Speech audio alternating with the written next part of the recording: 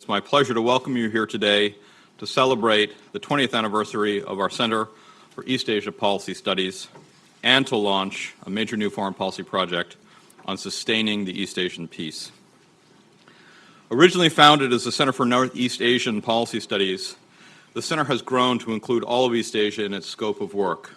The Center for East Asia Policy Studies and its scholars focus on policy analysis and the development of better understanding of the issues facing East Asia and the United States.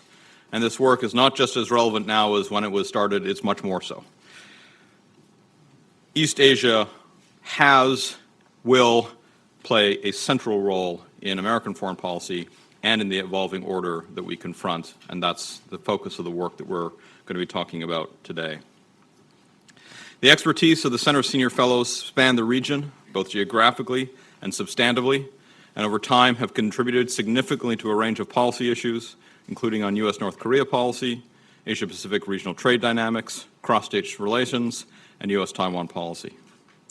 I think the longevity and the continued relevance of the Center reflects the sustained importance of the region in American foreign policy, and as the region's influence continues to grow, I think the Center will play a critical role in shaping our understanding of the region and offering pragmatic recommendations to the United States and to our allies and partners. The fact that the Center's 20th anniversary has coincided with such a momentous time in East Asia only underscores the advantages of having the instrument that we have here and the team of scholars that we have here and the ongoing importance of their work.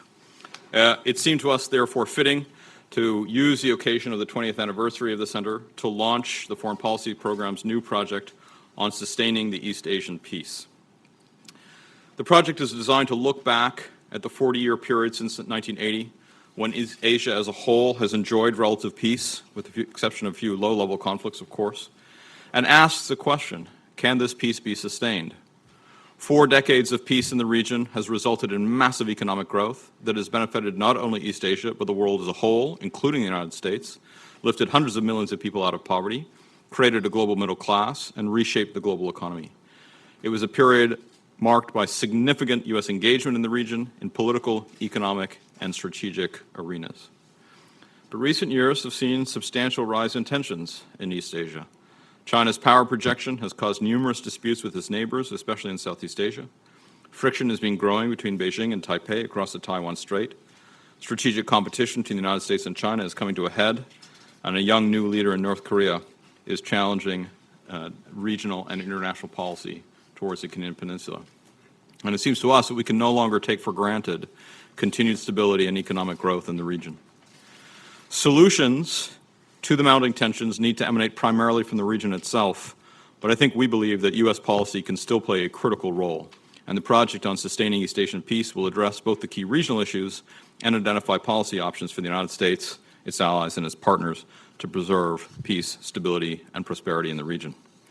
I'm delighted today to have a great group of experts here to discuss these issues, starting with the first panel that includes current senior fellows of the Center, but also alumni of our long-standing Visiting Fellows program that will address the dynamics of East Asian foreign and domestic policy in recent decades that have contributed to the region's stability and growth. The second panel, featuring distinguished Asia experts from across Washington, will discuss the future dynamics of the region, addressing economic, security, and technological trends unfolding in East Asia and their implications for the region. So, to introduce the panel and to lead the discussion without further ado, I'd like to invite Richard Bush and the members of the first panel to the stage, and to thank you, both Maria and Richard, for your leadership in this center and this initiative.